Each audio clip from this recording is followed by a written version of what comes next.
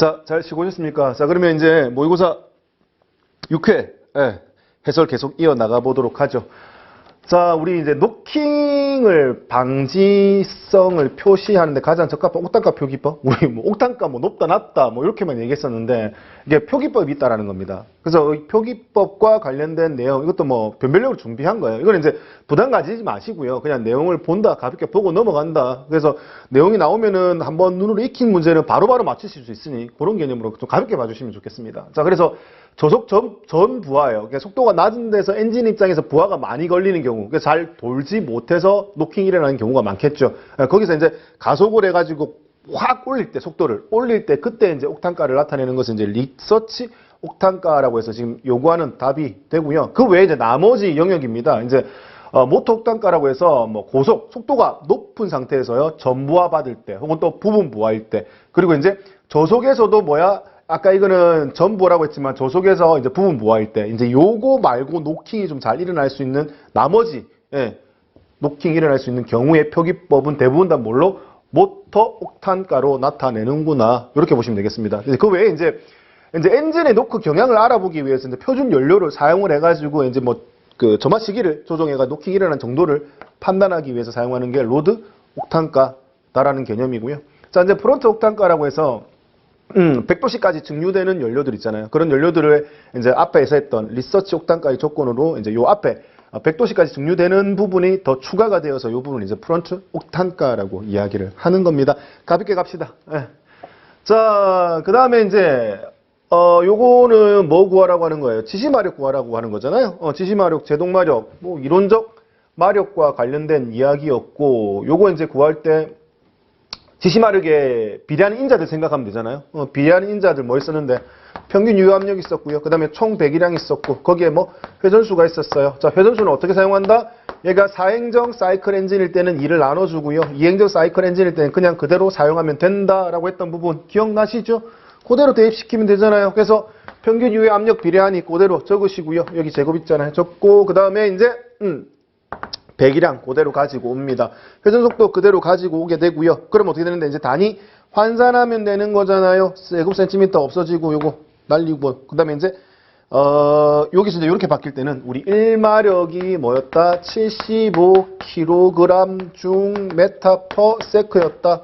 단위 맞추는 거죠. 그래서 여기 킬로그램 남아있고요. 센티미터 여기 있는 남은 센티미터를 뭘로? 여기 있는 미터로 바꾸기 위해서 100을 나눠줬어요. 단위 환산하려고요.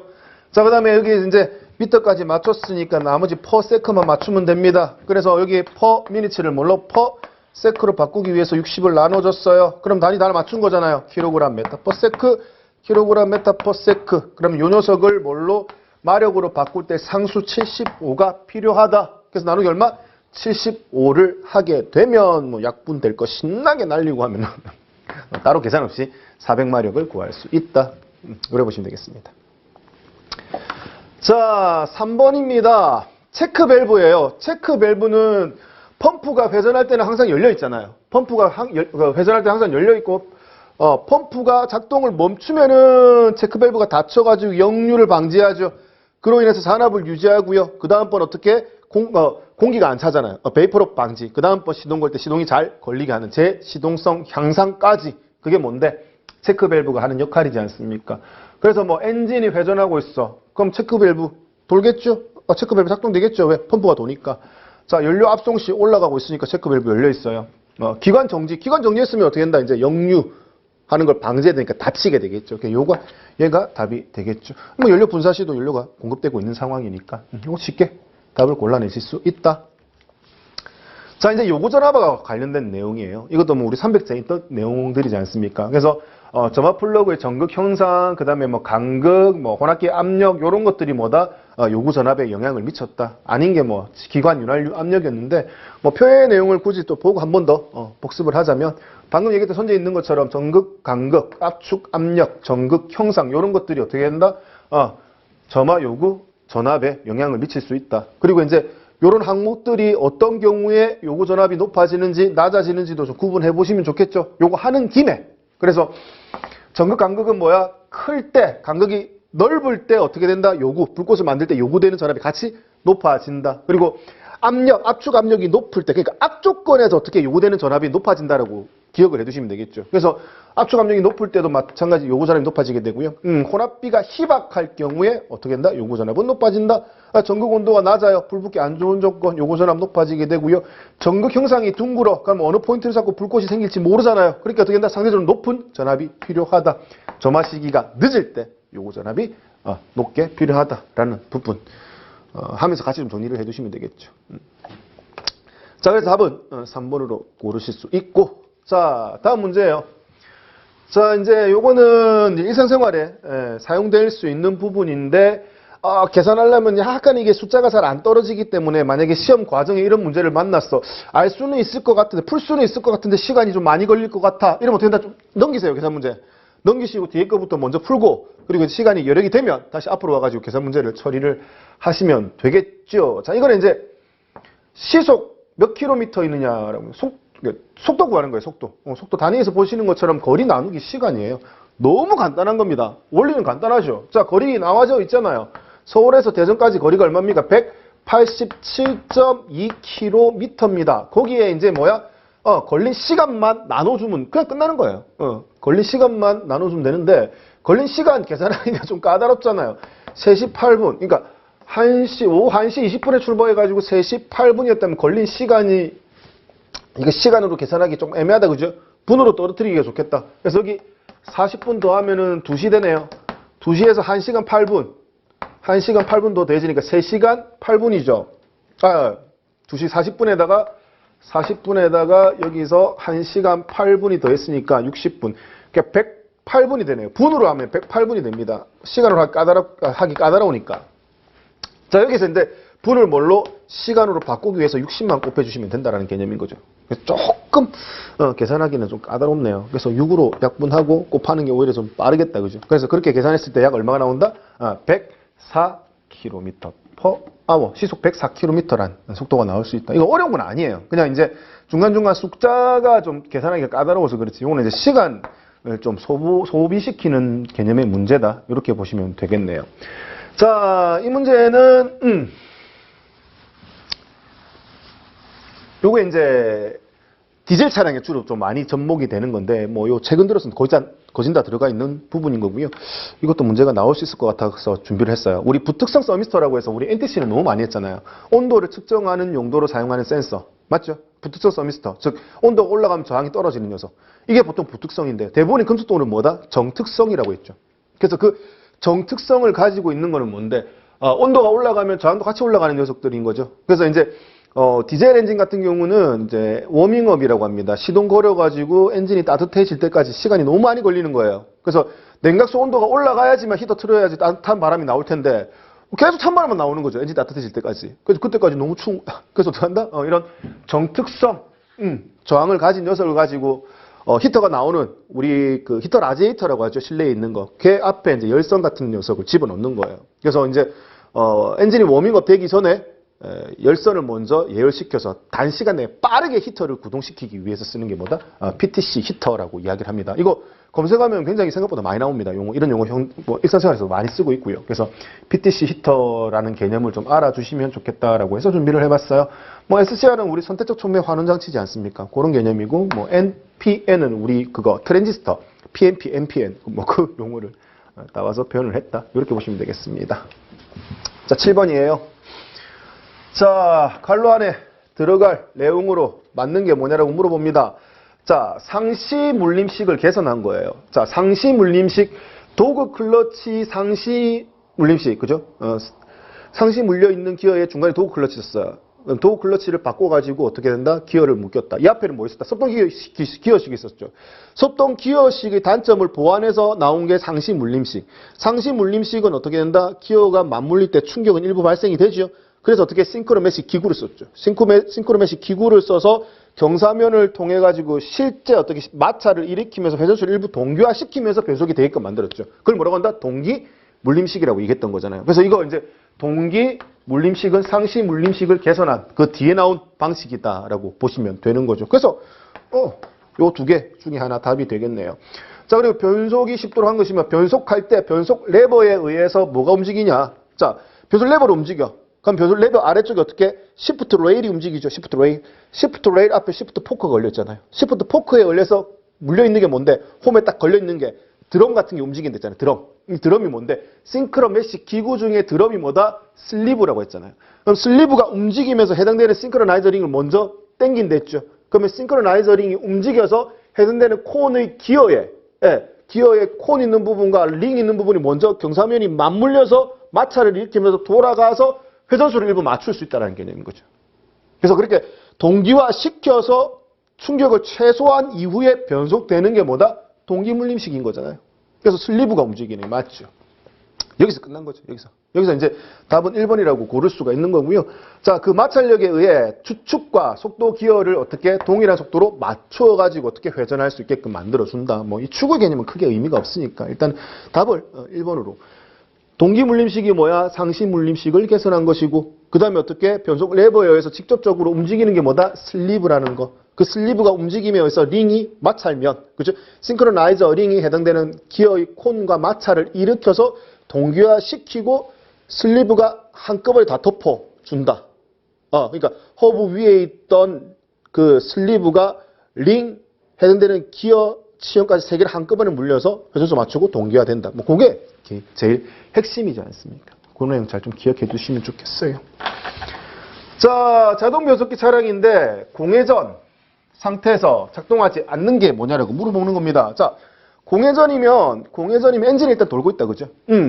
엔진을 돌고 있으니 드라이브 플레이트라고 해서 얇은 접시가 있죠. 우리 뭐 플라이 휠이라고도 표현하는데 굉장히 얇다라고 했어요.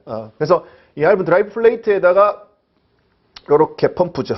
요렇게 펌프 형상이 쌓여져 있고 요렇게 동그랗게 튀어나가지고 돌출되어 있는 부분에 여기 기어 하나가 내접대가 걸리죠. 요렇게. 그래서 이 부분을 펌프, 이 부분을 뭐라고 한다? 오일. 자동 변속기 오일이 펌프를 순환시키는 녀석, 오일 펌프. 그래서 엔진이 돌면은 펌프하고 여기 있는 내접기가 도니까 자동 변속기 안에 오일을 순환을 주는 펌프까지 무조건 같이 돌아요. 그렇기 때문에 얘 돌죠. 맞아요. 자, 그 다음에 이제 터빈. 공전 시에 터빈이 도느냐? 공전 시에 터빈이 돌아요. 공전 시에 왜 터빈이 도는데? 자, 터빈이 돌지, 공전 상태에서 터빈이 돌지 않는다 가정해볼까요? 그럼 바로 무슨 상태가 된다? 스톨 상태가 되거든요. 스톨이 되면 어떻게 된다? 자, 단시간 내 엔진 오일, 자동 변속기 오일의 온도가 슬립에 서 엄청나게 올라가 버린다고요. 그래서 공전 시에도 어떻게 된다? 터빈이 같이 돌아요. 그거 하나 좀 주의해서 기억해 두시면 되겠죠. 그래서 토크 컨버터의 터빈도 어떻게 된다? 공전 시에 같이 돕니다. 그리고 내가 인위적인 조건을 만들어서 스톨 테스트 할 때만 딱 멈춰져 있다는 개념인 거예요. 그거 하나 좀 정리해 두시면 되겠죠. 그리고 이제 4번은 워낙 이거는 말이 안 되는 거잖아요. 왜? 자, 토크 컨버터의 댐퍼 클러치는 언제 작동되는데? 댐퍼 클러치는 기계적 클러치예요. 유체에 의한 손실을 최소화시키기 위해서 직접 연결하는 클러치를 얘기하는 거잖아요. 얘는 언제? 자동차가 이제 토크가 많이 필요 없을 때, 부하 많이 안 받을 때 고속으로 주행하고 있는 상황에서 어떻게? 클러치 포인트 이후죠. 속도비가 0.8 이상에서 이때 이제 연비를 위해서 주로 작동시키는 게 기계적 클러치, 댐퍼 클러치지 않습니까? 그래서 공전 상태에서는 요거는 작동하지 않습니다. 공전 상태에서 얘가 많이 작동할 경우 오히려 뭐 엔진 부전하면서 시동이 꺼질 수도 있으니 이 부분 좀 잘 좀 정리를 해두시면 좋겠네요.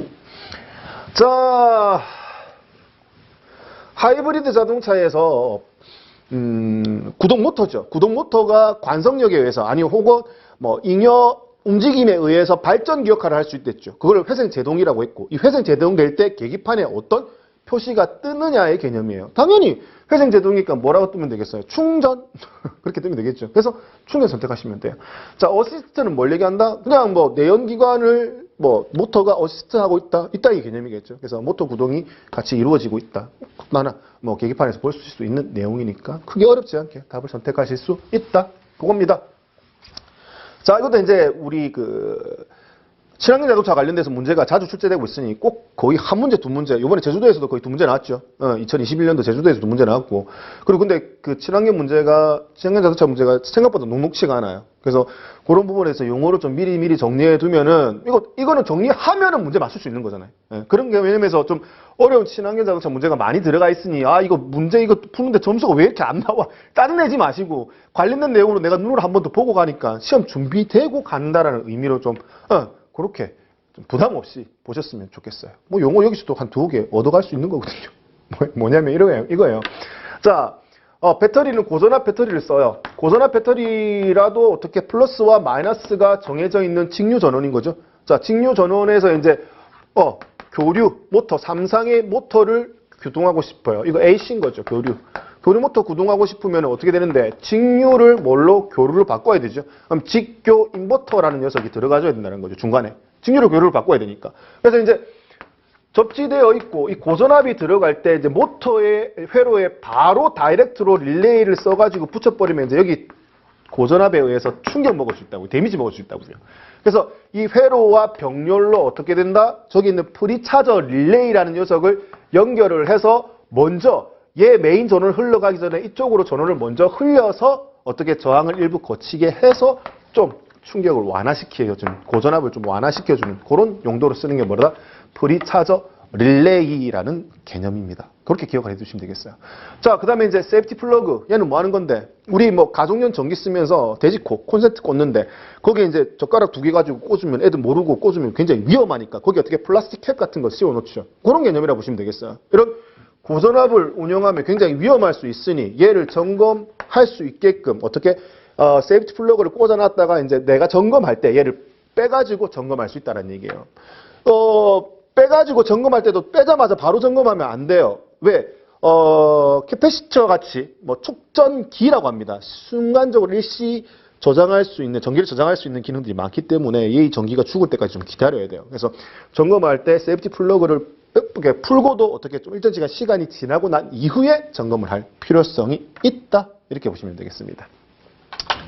자, 10번까지 풀어봤습니다. 자, 조금만 쉬었다가 계속 이어나가도록 하겠습니다. 자, 좀 쉬었다 오십시오.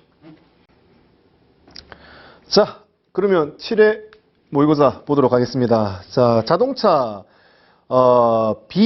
VIN이라고 이야기합니다. 여기는 뭐 우리 차대번호 얘기하는 겁니다. 차대번호. 그래서 과거에는 이 차대번호가 우리 본닛을 열었을 때 제일 안쪽 있죠. 와이퍼 브러쉬 있는 안쪽 그쪽이 차체에 이제 이렇게 표시가 되었는데 최근 들어서는 우리 전유리, 앞유리에 이렇게 차대번호가 들어가 있는 경우가 많습니다. 근데 이제 차대번호 보면서 이게 무슨 뜻을 뭐 이게 뭘 뜻하는 거지라고 해서 뭐 요거 관련된 내용 일부 한번 준비해 봤습니다. 그래서 이런 기호와 숫자들로 이루어져 있는데 뭐 요거 그 디테일하게 하나씩 다 보실 필요는 없고 이렇게 대체적으로 뭐가 나와 있는지 큰 굵직굵직한 내용으로 좀 보면 좋을 것 같아요. 그래서 뭐 국적이 나와 있고 어느 나라에서 만들었는지 그리고 제작 회사가 어딘지 그리고 자동차에 대해서 뭐 분류, 승용인지 화물인지 승합인지 요렇게 나누는 기준도 있다라고 보시면 되겠고요. 그리고 뭐 차체의 형상 그리고 안전장치가 뭐 없다. 요즘 안전장치 없는 게 없잖아요. 근데 안전장치 없는 거, 뭐 있는 거 수동이냐 자동이냐 에어백이냐 요렇게 선택할 수도 있고 요게 뭐다? 승용차의 기준인 거고요. 요거 승용차 아니고는 여기에 뭐가 들어가 있다? 이제 제동장치 형식이 일부 들어가 있다라는 것도 좀 정리를 해두시면 좋을 것 같아요. 그리고 이제 여기는 뭐 엔진 구분에 뭐 배기량 요 정도 나와 있고요. 그래서 우리 선지에서 보시게 되면은 아까 보셨던 것처럼 안전벨트 구분이 들어가 있고요. 그리고 승용차 이외에는 뭐 제동장치 구분도 들어가 있다라는 겁니다. 그리고 뭐가 들어가 있다? 엔진의 종류. 왠지 엔진의 종류 있을 것 같은데 이게 가솔린 엔진이냐 디젤 엔진이냐 뭐 이런 종류 없어요. 없어요. 그리고 뭐야? 자동차 종별, 아까 승용, 승합, 뭐 화물 이렇게 되는 부분도 이것도 같이 포함되고 있다라는 겁니다. 그래서 보시면 알겠지만 모의고사 쳤을 때 이게 정답률이 0이에요. 0%예요. 그러니까 맞추신 분이 단 한 분도 없어요. 49명 중에서. 그래서 그만큼 이거는 이런 부분에서 이렇게 혹시나 이 부분 나오면은 뭐 대부분 다 틀리겠구나 싶어서 한번 보고 들어가시면 좋을 것 같아서 이거는 따로 준비를 한 거니까 이것도 부담 가지지 말고 한번 보시면 좋을 것 같습니다. 자, 그 다음에 실린더 헤드를 알루미늄 합금으로 제작하는 이유 뭐 때문이에요? 뭐 알루미늄이 뭔데 열 전도성이 엄청나게 좋잖아요. 그리고 뭐 제일 중요한 건 제일 가볍잖아요. 그래서 쓰는 겁니다. 그리고 이제 열 전도율이 좋지만 얘가 만약에 열 제어를 제대로 하지 못했을 때 열이 좀 많이 가해졌을 때 어떻게 된다? 팽창률은 크죠. 그리고 어떻게 변형이 될 확률도 많고 그런 단점이 있음에도 불구하고 뭐 가볍고 열 전도성이 뛰어나다. 그 두 개만 잘 활용하면은 엄청나게 훌륭한 소재로 쓸 수 있기 때문에 대부분 다 알루미늄 합금을 많이 사용을 한다. 뭐 그런 개념이에요. 뭐 나머지는 뭐 틀린 얘기니까 한번 읽어보시면 되겠고요. 자, 그다음에 ABS 차량에서 4센서 4채널 방식의 설명으로 틀린 것이 뭐냐라고 물어보는 겁니다. 센서 4개예요. 센서 기본적으로 4개가 들어가고요. 이 4개가 들어가서 어떻게 독립적으로 제어할 수 있는 구성은 갖췄다는 얘기예요. 보통 우리 뭐 셀렉터 로우라고 해서 후륜은 보통 묶어서 제어하는 경우가 많아요. 근데 이제 뭐 그렇게 제어하는 것도 있겠지만 이렇게 독립적으로 하나씩 제어하는 방식도 있거든요. 그래서 그런 4센서 4채널 방식이 있고 여러분들 해설해 보시게 되면 이 외에도 제가 뭐 3채널 시스템, 그다음에 뭐 개별 제어, 셀렉터 로우 제어 뭐 요거와 관련된 내용도 추가적으로 넣어 놨으니까 그 내용도 한번 읽어 보시고요. 그래서 이제 요 개념이잖아요. ABS 작동 시 각 휠의 제어는 어떻게 별도로 하나씩 따로따로 제어할 수 있다라는 장점을 가지고 있고요. 그리고 당연히 뭐 휠 스피드 센서는 거의 다 하나씩 설치가 됩니다. 근데 참고로 알아두셔야 될 게 뭐야? 3채널 시스템 같은 경우는 3개가 사용될 경우도 있다는 거 참고로 좀 알고 계시면 좋겠어요. 자, 톤 휠의 회전에 의해서 어떻게 된다? 교류 전압이 발생이 된다. 맞죠? 센싱하는 부분, 자력을 센싱하는 부분에서 어떻게 톤 휠이 높은 부분과 낮은 부분이 지나갈 때 여기 자력이 점점 세졌다가 약해졌다를 계속 반복하게 되는 겁니다. 그래서 세졌다, 약해졌다, 세졌다, 약해졌다 이런 주기가 생길 거예요. 이런 교류 전압이 생길 수밖에 없어요. 우리 발전기의 원리지 않습니까? 교류 발전기의 원리 개념이라고 보시면 되겠죠. 그래서 이런 주기가 나올 때 교류 전압이 발생이 될 때 보시면은 이제 단위 시간당 이렇게 한 번의 주기를 가지는 걸 1헤르츠라고 얘기를 하죠. 근데 이게 단위 시간 1초에 얘는 한 번, 두 번, 세 번, 네 번. 그러니까 이건 네 번의 주기를 가리기 때문에 4헤르츠라고 표현할 수 있다는 겁니다. 당연히 단위 시간에 어떻게 높낮이가 자주 들어갔다라는 얘기는 톤힐이 그만큼 어떻게 된다? 자주 지나갔다라는 개념으로 해석할 수 있다라는 거죠. 그래서 회전수가 빠르면 빠를수록 즉 휠 속도 센서의 출력 주파수는 속도에 반비례하는 게 아니라 뭐야? 회전수가 빨라지면 빨라질수록 같이 주기가 많아지기 때문에 비례한다. 주파수는 비례한다. 이렇게 해석을 하시면 되겠죠. 그래서 답을 4번으로 고르시면 되겠고, 뭐 톤힐에 의해서 뭐 교류 전압이 발생된다는 건 아까 제가 말씀드렸던 거고. 그리고 이제 여기에 홀 소자를 쓰게 되면은 이 홀 소자로 어떻게 된다? 디지털로 바꿔가지고 쓸 수 있다. 그래서 이제 그걸 홀 센서 방식이다라고 이야기를 한다라는 부분인 거죠. 그래서 지금 대부분 다 뭐다? 홀 센서 방식을 사용을 하고 있다. 그 얘기예요. 자, 그 다음에 이제 CVT예요. CVT는 이제 뭐에 의해서 변속비가 변화가 되느냐는 개념이에요. 그래서 우리 CVT 개념을 머릿속에 놓고 있으면 생긴 모양을 알고 계신다면 크게 어렵지 않게 답을 골라내실 수가 있다는 겁니다. 그래서 여기 CVT 플래시를 보시게 되면 지금 전진할 때 한번 예를 들어 보면 이게 이제 V형이 이제 풀린 거죠. 얘가 1차 풀리가 되고 얘가 2차 풀리가 되는 겁니다. 유압에 의해서 유압이 들어오고 나가고에 따라서 어떻게 벨트 높낮이가 이렇게 제어될 수 있다는 겁니다. 그래서 V형의 풀리와 V형에 상응하게끔 움직이는 어떻게 V형의 벨트로 이루어진다. 그래서 이 V형의 벨트는 그냥 일체형 벨트가 아니라 이 V형을 만들기 위한 각각의 조각들이 어떻게 벨트로 묶어진 형태로 구성되어 있습니다. 그래서 여기 보시면 이렇게 이런 하나의 조각들이 경사면 이쪽 부분 경사면을 가지고 있고요. 이게 이제 여러 층의 벨트로 묶여져 가지고 여기에 이제 V형의 풀리에 접합이 되어서 동력을 전달하게 되는 상황인 겁니다. 그럼 생각해 보세요. 대부분 이 풀리의 재질도 스틸입니다. 스틸. 그리고 이 클립의 재질도 뭐야? 하나하나가 전부 스틸입니다. 자, 스틸을 압착을 해서 마찰을 일으켜가지고 동력을 전달해야 됩니다. 그렇기 때문에 어떻게 된다? 이 작동되는 유압이 굉장히 정밀해야 되고 높아야 됩니다. 그렇기 때문에 위에서 들어가는 유압만큼 밑에는 정확하게 빠져줘야 되고요. 이렇게 반작용으로 움직이는 게 정말 정밀하고 높은 압력으로 움직여야지만 슬립 없이 정밀하게 제어할 수 있다는 부분. 그런 것도 좀 알아주시면 좋겠죠. 그렇기 때문에 연비는 기본적으로 무단자동 변속기가 잘 나올 수밖에 없지만 여기에 이제 좀 높은 압력을 유지하기 위해서 따로 별도의 오일 펌프를 주로 많이 사용을 하게 됩니다. 거기서 오는 손실이 조금 있어요. 왜? 고압의 펌프를 구동하기 위해서는 엔진에는 어떻게 된다? 부하가 걸릴 수밖에 없는 개념이거든요. 그래서 거기서 연비가 조금 마이너스 오는 거는 있지만 기본적으로 전반적으로 봤을 때는 어떻게 된다? 훨씬 더 효율적으로 제어하기 때문에 연비가 일반적으로 좋게 나온다. 이렇게 보시면 되겠네요. 자, 그 다음에 사행정 사이클 내연기관이에요. 자, 맞는 거잖아요. 자, 이론적 발생 마력을 우리 앞에 썼잖아요. 우리 지시마력, 마력이라고 얘기를 하죠. 지시 마력, 도시 마력이라고 얘기하죠. 이건 실제 나오는 마력이기 때문에 틀렸네요. 자, 6실린더 4행정이잖아요. 그럼 4행정 사이클 엔진은 두 바퀴 돌 때 한 사이클이 끝나니까 720도에다가 나눈 기통수 하면 되잖아요. 기통수가 얼만데? 6실린더야. 여기 6실린더가 들어가면 위상차 얼마? 120도가 돼야 되죠. 틀렸죠. 자, 베어링의 스프레드라고 얘기합니다. 베어링의 스프레드는 이렇게 하우징이 있어. 자, 이렇게 하우징이 있으면, 요런 하우징이 있으면 어떻게 된다? 여기 위에 베어링이 이렇게 얹혀져 있죠. 이렇게 얹혀져 있어가지고 어떻게 된다? 누구의 직경이 더 크다? 이 베어링의 직경이 더 큰 거죠. 하우징의 직경보다. 그래서 이렇게 큰 상황에서 어떻게 조립하기 위해서 살짝 눌러서 안으로 밀었을 때 얘가 완전 밀착이 되어서 잘 빠지지 않게끔 밀착력을 높일 수 있다는 개념이었지 않습니까? 그래서 베어링의 스프레드는 피스톤이 핀저널이에요. 핀저널이면 어딜 얘기한다? 우리 크랭크 축의 개념에서요. 메인 저널, 그 다음에 뭐다? 이렇게 암 있고, 핀저널, 암, 그 다음에 또 메인 저널, 암, 핀저널, 암, 이런 식으로 하잖아요. 그래서 이 부분을 우리 메인 저널이라고 하고, 이 부분을 우리 암이라고 하고, 그 다음에 커넥팅 로드 대단부가 올라가는 이 부분을 뭐라고 한다? 핀 저널이라고 이야기를 하는 거잖아요. 메인 저널에도 마찬가지 스프레드가 존재할 수 있지만, 핀 저널에도 똑같이 뭐 스프레드는 존재할 수 있다라는 부분도 한 번 더 정리해서 챙겨주시면 좋을 것 같네요. 자, 모든 DOHC 엔진의 밸브 수는 16개다.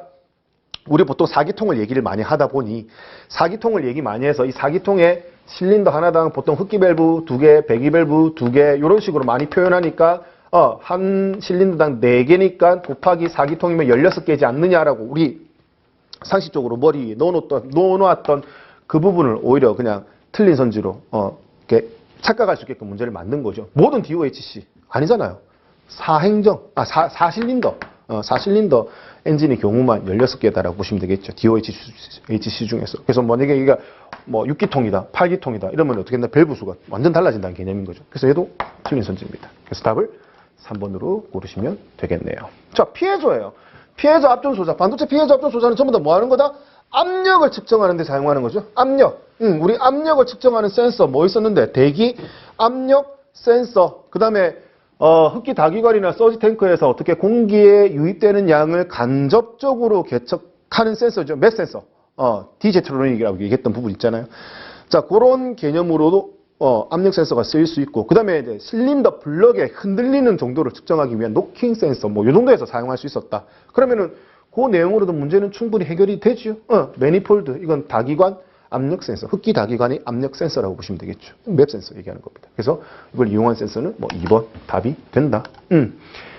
자, 그 다음에 이거는 이제, 정말 간단하지만, 뭐, 개념을 모르면은 풀 수 없는 문제. 무슨 뭐, 계산 문제를 제가 쭉 지켜봤는데, 기존에 이제 기본서에 나와 있던 계산 문제보다는 응용해서 나오는 문제가 많더라고요. 이번에, 제주도에서도 문제가 출제가 되었는데, 전기차, 친환경 자동차와 관련돼서 고전압 배터리 사용과 관련돼서 문제가 나왔는데, 기존에 풀었던 부분으로 해결이 안 되는 부분이 많이 나오더라고요. 그래서 계산하는 문제도 조금 우리 기본서에 없던 내용 좀 응용할 수 있을 만한 부분들을 좀 많이 준비를 했습니다. 그래서 버거워요. 당연히 계산 문제 자체도 싫은데 응용돼 가지고 뭐 다른 부분에서 나온다 이래버리면은 정말 이제 손대기가 쉽지가 않거든요. 그런데 짧게나마 한번 놓고 들어가게 되면은 문제가 만약에 비슷하게 나오면은 바로바로 해결해낼 수가 있다는 겁니다. 그런 취지에서 제가 했기 때문에 너무 깊이 있게는 보지 마시고 그냥 간단하게 이런 게 있구나 하고 탁 터치만 하고 넘어가시면 좋을 것 같아요. 뭐 시험 직전이니까 그렇게 너무 부담 가지지 말고 가볍게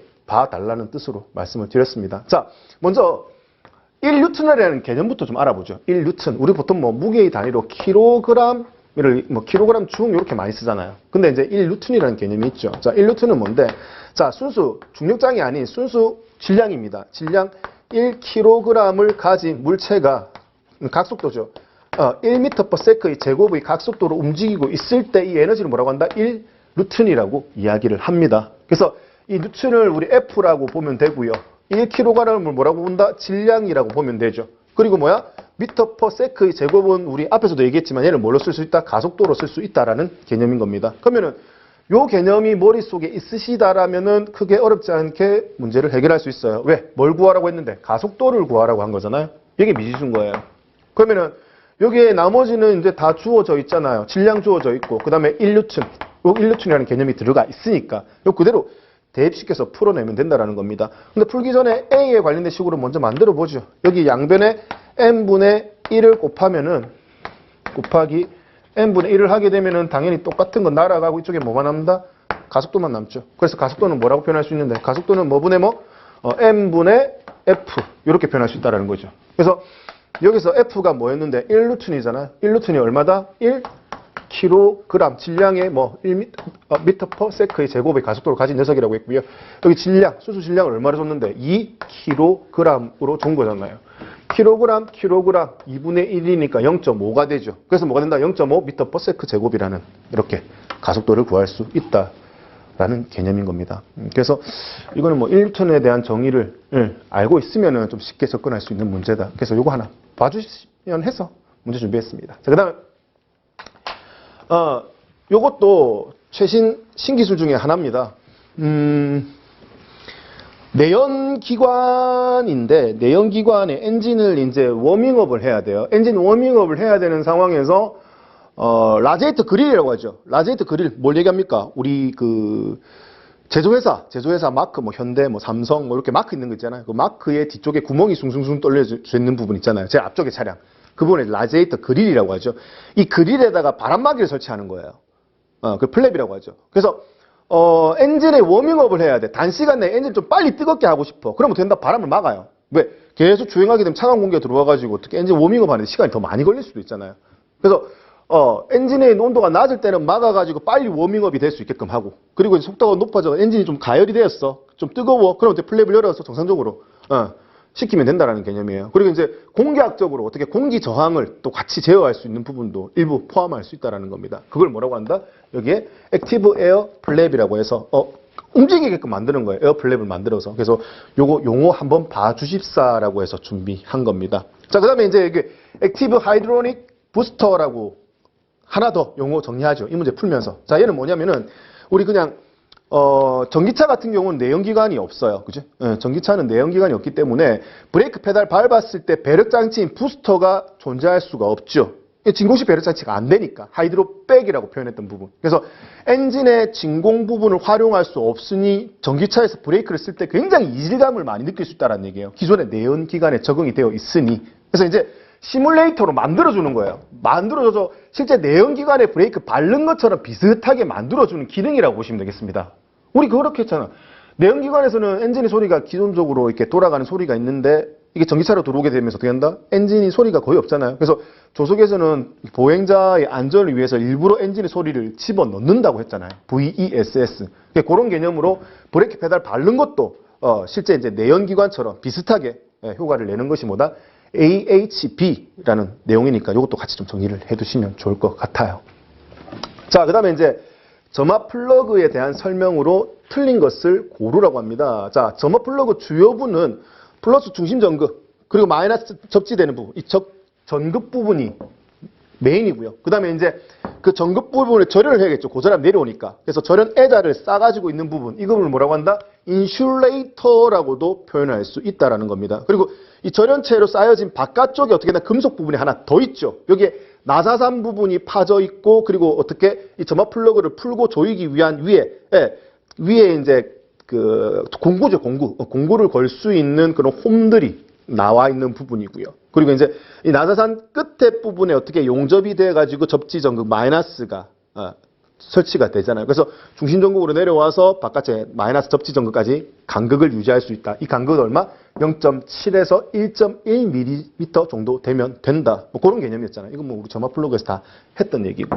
그리고 앞에 점화 요구 전압에 대해서 얘기했었잖아요. 그거 한 번 더 얘기하는 거예요. 그래서 틈새가 작으면 불꽃 내기가 엄청나게 쉬워요. 그렇기 때문에 요구 전압이 어떻게 된다? 그렇게 높지 않아도 된다라는 개념이죠. 근데 이제 틈새가 작으면은 요구 전압이 높아진다라고 했기 때문에 얘가 틀린 선지가 된다라는 겁니다. 그리고 나머지 이제 절연체 가기 전에 절연체를 좀 잘 싸기 위해서 위에 둥글게 좀 하중을 받을 수 있게끔 둥글게 만든 부분에 이제 리브라고 얘기를 하죠. 고전압이 바깥으로 튀는 것을 일부 막아줄 수 있는 역할을 한다. 그리고 이제 셀은 이제 바깥에 나사산 있는 부분이고 실린더 헤드와 연결이 되어 있으니 냉각수를 통해서 열을 빨리 방산할 수 있는 가장 큰 역할을 한다. 이렇게 보시면 되죠. 이건 기본서에 있는 내용이니까. 자. 또 이제 친환경 자동차 준비했습니다. 다음 좀 틀린 거를 골라라. 친환경 자동차는 대부분 다 우리가 풀지 못했던, 접해보지 못했던 문제들이 대부분이에요. 문제가 나오면은. 그래서 기본서에 있는 내용이 워낙 좀 양이 좀 작기 때문에 그래서 친환경 자동차와 이것 좀 알고 가셨으면 하는 것들 일부러 좀 많이 넣어 놓았기 때문에 약간 어려우실 수 있어요. 근데 기본 개념만 찬찬히 보고 나서 가시게 되면 크게 어렵지 않게 생각보다 개념만 알면은 쉽게 좀 답이 골라지는 경향이 있습니다. 그래서 그런 개념으로 준비를 했다. 이래 보시면 되겠어요. 자, 동일한 연료 탱크의 크기로도 가솔린 기관 자동차 이상의 장거리 주행도 가능하다. 그 이유가 원소기호 1번이 뭐다? 수소지 않습니까? 수소 자체의 크기는 정말 작아요.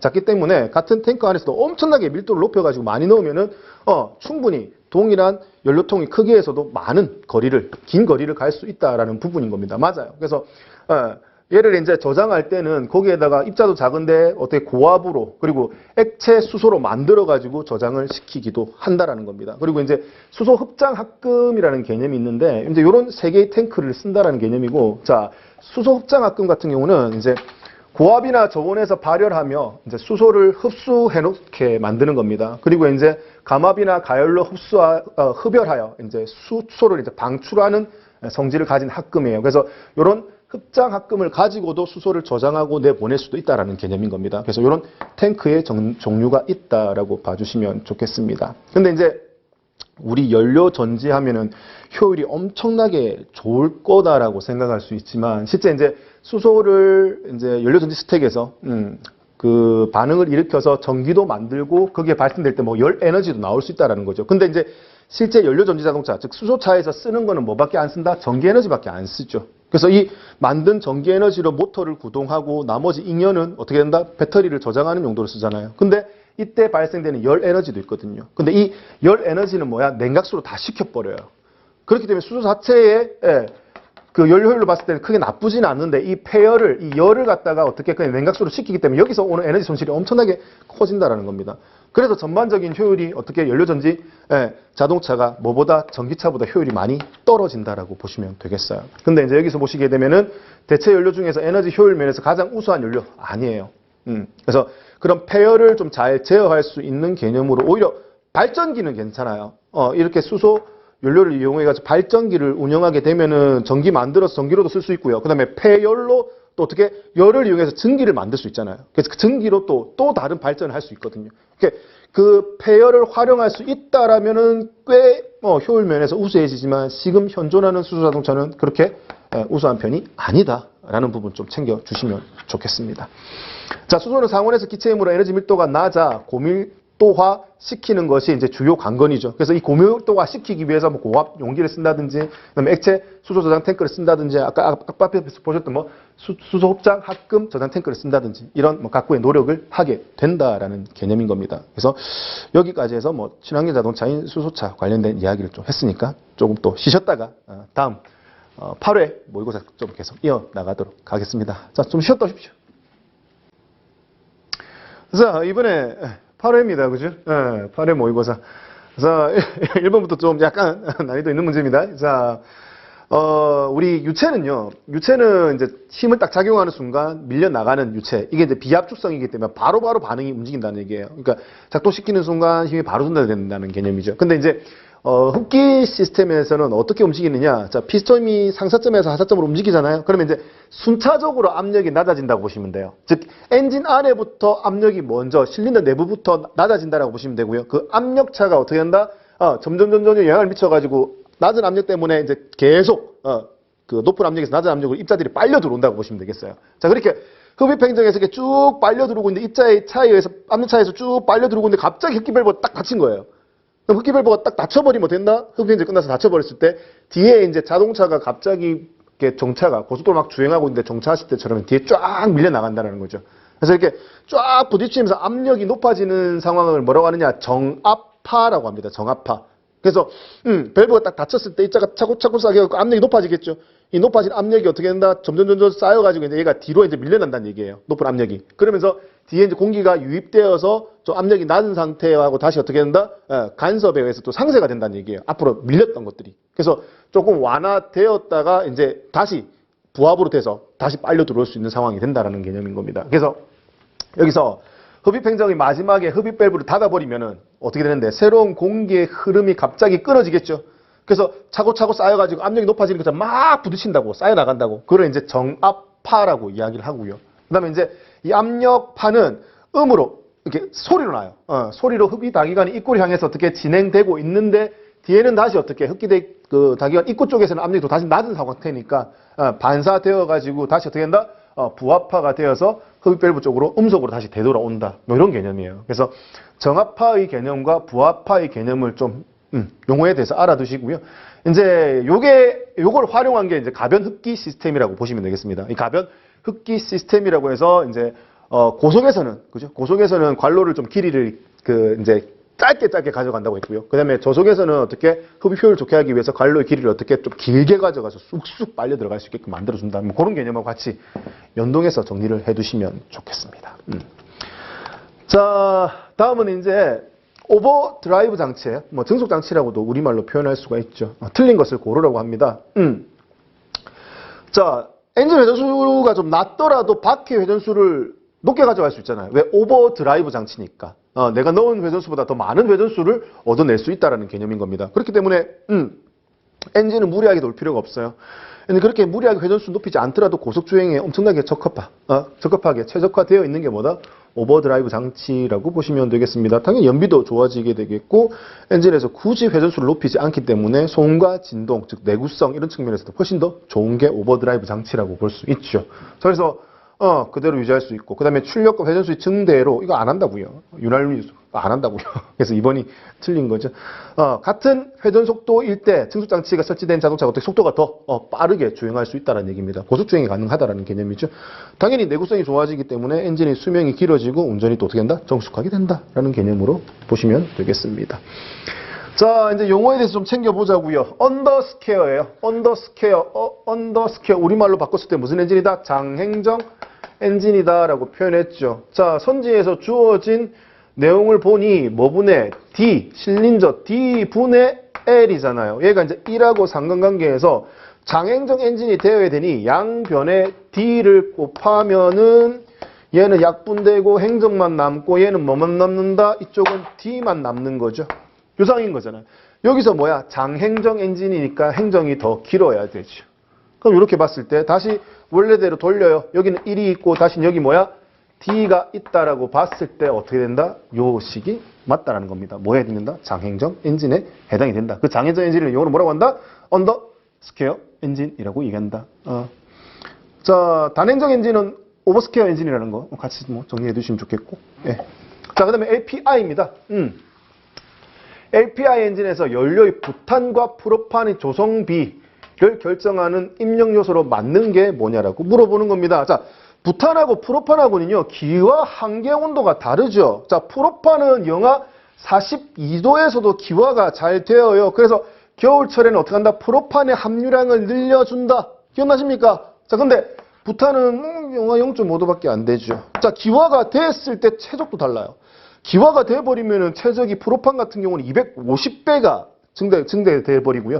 부탄은 224배, 조금 더 작게 증대된다는 개념이에요. 그래서 압력을 가해가지고 만약에 기화가 딱 될 때 더 위험한 것은 이 녀석이 조금 더 위험하다는 얘기예요. 그래서 일반적으로 우리 부탄을 훨씬 더 많이 사용을 하죠. 이런 부분에서 안정적이고, 그리고 이제 열 효율이 그렇죠. 이제 열 효율이 어떻게 얘가 훨씬 더 좋다라는 거죠. 연비 측면에서 봤을 때 얘가 훨씬 더 뛰어나기 때문에 평상시에는 얘를 좀 많이 써주는 것이 좋다. 그럼 이게 결과적으로 뭐와 온도와 압력에 따라서 어떻게 얘들이 바뀐다라는 개념이잖아요. 그럼 LPI 시스템에서 어떻게 한다? 가스의 온도와 압력을 측정을 해서 어떻게 부탄과 프로판의 조성비를 어떻게 ECU가 판단할 수 있다라는 개념인 겁니다. 그래서 요거 관련된 내용으로 정리해 두시면 되겠고, 위치 아시죠? 센서의 위치는 우리 LPI 우리 뭐 플래시 보면서 수업 때 설명드렸던 내용 그 그림을 보시면서 들어가는 라인, 공기가 들어가는 라인에 뭐 온도 센서가 있다라는 거, 그리고 이제 리턴대가 나오는 라인에 뭐 압력 센서가 있다라는 거, 뭐 그런 부분, 가스 온도 센서, 압력 센서 위치도 한 번 더 파악을 해두시면 좋겠죠. 자, 그다음은 압축됐다가 원위치로 돌아오고 압축됐다가 원위치로 돌아오는 유체가 어떻게 된다? 방과 방 사이 어떻게 오르락 내리락 하는 과정에서 방과 방 사이를 통과하는 통로를 굵게 크게 해버리면 아무런 저항 없이 그냥 쑥쑥 움직일 수 있을 거예요. 근데 그 방과 방을 움직이는 그 통로를 굉장히 작은 구멍으로 만들어버리면 줄어드는데 오히려 움직이는데 엄청나게 저항이 많이 걸리겠죠. 그래서 그 감쇄력을 크게 만들 수 있는 거잖아요. 그 원리를 이용한 게 뭐다? 쇼버거. 그 작은 구멍을 뭐라고 한다? 오리피스라고 얘기를 하잖아요. 이 오리피스는 우리 에어컨 시스템의 오리피스 방식 기억나시죠? 팽창 밸브 대신에 오리피스 쓰는 방식에서도 일부 얘기를 했던 부분 그거지 않습니까? 그래서 이거는 뭐 오리피스를 통과하는 오히려 저항의 진동을 감쇄 역할을 하는 것이 뭐다? 여기서 쇼버다. 뭐 이런 개념인 거죠.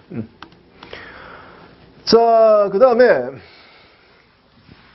일반적으로 이제 킬로그램으로 문제가 많이 나오는데 킬로그램의 압력의 단위 뭐 퍼 제곱 센티미터로 문제가 많이 나오는데 혹시 뭐 이것도 뉴턴 관련된 내용으로 좀 단위 부분 환산하는 부분 한 번 더 챙겨 주십사 해서 문제를 한번 내봤습니다. 일단은 브레이크 페달을 밟았을 때 지렛대 비를 먼저 한번 보죠. 자, 제일 짧은 게 4고요. 제일 긴 게 어떻게 된다? 요게 아니라고 했죠. 왜? 요 포인트를 기준으로 회전하는 것이 아니라 위에 포인트 기준으로 회전하는 거기 때문에 요거 때 요거라고 했습니다. 그래서 제일 긴 게 보시면은 16 더하기 4가 되니까 20이 되겠죠. 그리고 짧은 게 얼마다? 4니까 5대 1. 5배만큼 힘이 증대되는 지렛대 비를 가지고 있습니다. 자, 브레이크 페달을 100N으로 작동 시켰기 때문에 실제 들어가는 힘은 5배인 얼마? 500N이 작동이 된다. 이렇게 보시면 되겠습니다. 자, 500N이 작동이 되는데, 자, 또 당연히 그 단위가 뭔데? 압력의 단위는 힘에다가 나누기 면적이지 않습니까? 그래서 여기에 나누기 면적 얼마 해주면 되는데 5제곱센티미터가 있으니 여기 5제곱센티미터를 해주면은 얼마가 된다? 100 뉴턴 퍼 제곱센티미터가 된다라는 겁니다. 그러면 이 100 뉴턴 퍼 제곱센티미터의 단위 환산 뭐 킬로파스칼로 나왔다는 개념이에요. 그래서 킬로파스칼로 나왔다라면은 뉴턴 퍼 제곱센티미터가 얼마다? 10킬로파스칼이니 여기서 똑같이 공이 어떻게 두 개가 더 붙으면 되는 상황이니 여기서 공 두 개 더 붙이면 얼마가 된다? 1000킬로파스칼이 된다라는 개념인 겁니다. 그래서 일반적으로 우리 이게 문제 나온다라면 그냥 킬로그램에 퍼 제곱센티미터가 나올 수도 있지만 요 단위도 한번 챙겨 주십사 하고 제가 말씀을 드리는 겁니다. 자, 부산에서 실제 뭐 단위 환산하는 문제 한번 나온 적이 있기 때문에 제가 높아심에서 이렇게 정리를 해드린다. 이렇게 보시면 되겠습니다.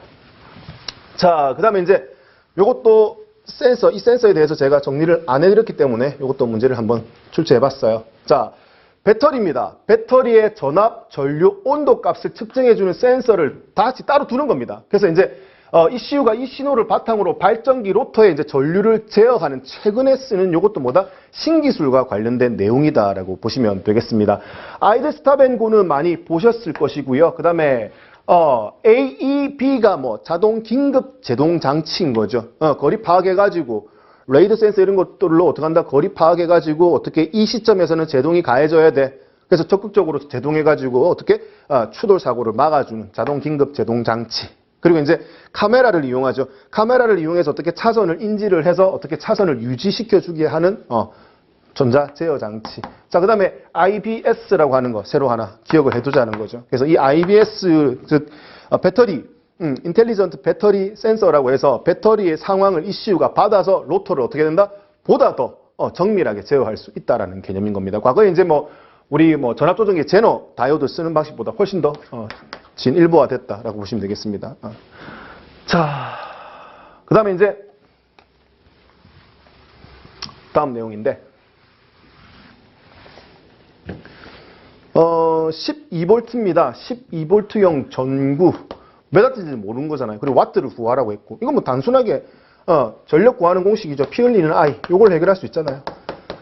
자, P가 몰라요. P는 모르는데 I가 2.5A 거기에 E 12V지 않습니까? 그래서 12에다가 2.5배 하면은 얼마가 나온다? 30W가 나온다. 간단하게 해결할 수 있는 부분입니다. 자, 그 다음에 이제 항상 얘기 많이 했던 거 있잖아요. 모터를 발전기로 이용한다. 즉 운동 에너지 감속하는 거지. 감속할 때 운동 에너지를 뭘로? 전기 에너지로 바꾼다. 이거 뭐다?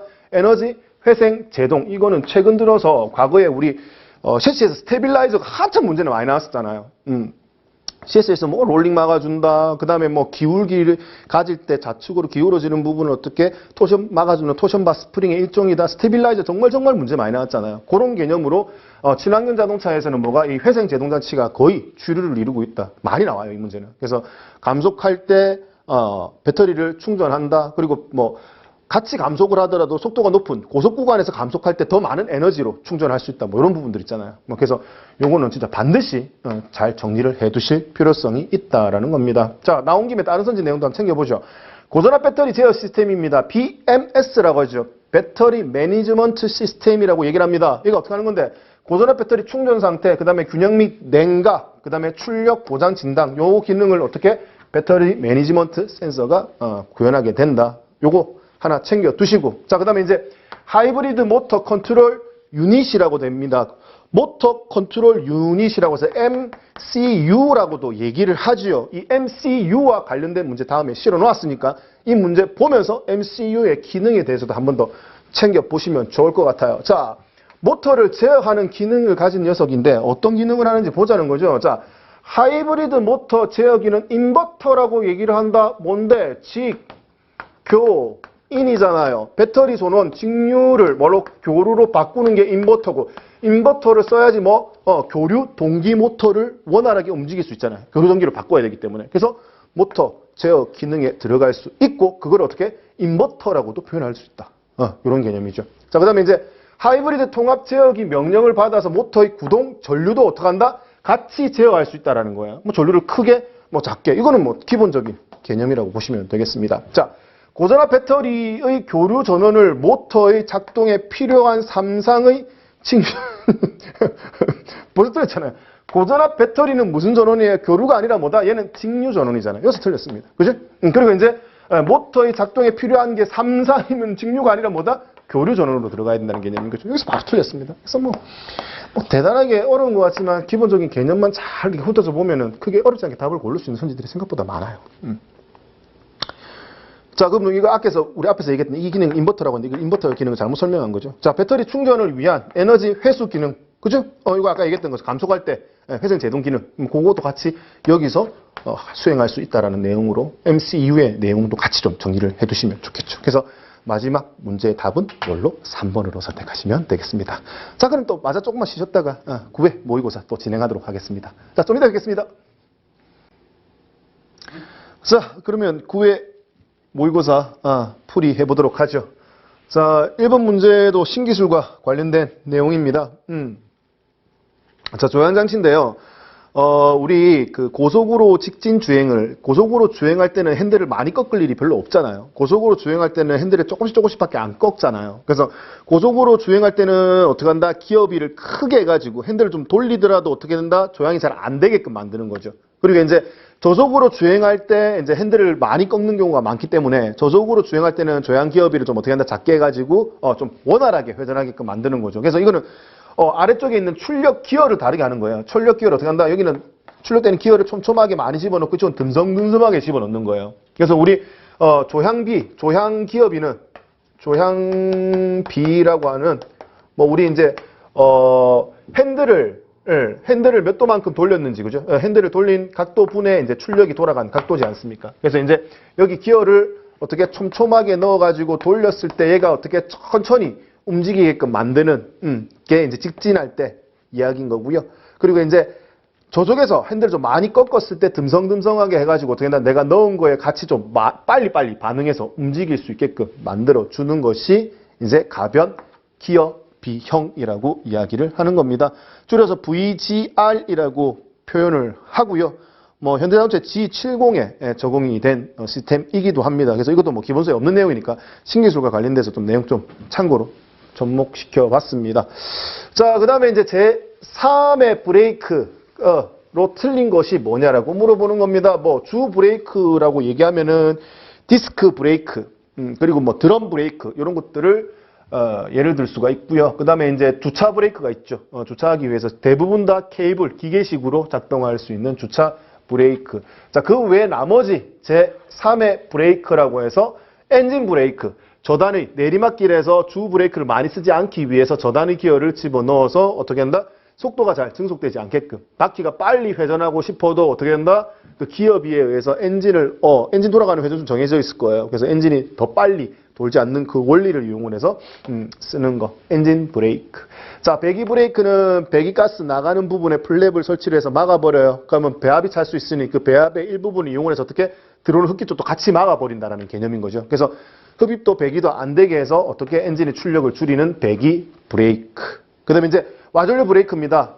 동력을 전달하는 축에다가 디스크를 만들어서 디스크에 스테이터 코일을 주변에 둬가지고 전류를 만드는 거죠. 전류를 만들 때 어떻게 디스크가 다 잘 돌지 않게끔 그 전류에 의한 자력이죠. 전류에 의한 자력에 의해서 디스크가 잘 회전하지 않게끔 해주는 그런 방식으로 속도를 줄이는 와전류 브레이크. 이런 것들이 전부 다 뭐다? 제3의 브레이크라고 이야기할 수 있는 겁니다. 주체 브레이크는 뭐 기계식 브레이크로 요거는 뭐 그거하고는 상관이 없는 거다 이렇게 보시면 되겠죠. 자, EGR 밸브입니다. 자, EGR 밸브를 우리 뭐 배기가스 재순환 장치라고 표현할 수가 있습니다. 그리고 이 EGR 장치를 두는 이유는 질소산화물 NOx의 어떻게 발생 야력을 줄이기 위함이고 이 NOx가 제일 많이 발생되는 구간이 뭐야? 엔진의 온도가 뜨거울 때, 그죠? 정상적으로 잘 연소되고 있을 때 제일 많이 발생이 된다더라. 그렇기 때문에 어떻게 한다? 온도를 낮추어 줄 필요성이 있다더라. 그래서 온도를 낮춰서 얘를 어떻게 줄이겠다라는 목적인 거죠. 출력, 연비 생각 안 합니다. 오로지 뭐 얘만 줄일 목적으로 만들어 준다. 자, 증발가스를 포집하였다가 자, 증발가스를 포집하는 거는 뭐 연료 증발가스를 얘기하는 거고 자, 연료 증발가스, 이 증발가스 애매하네, 그죠? 증발가스라고만 표현했으니까 연료 증발가스라고 표현했다라면 캐니스터겠죠.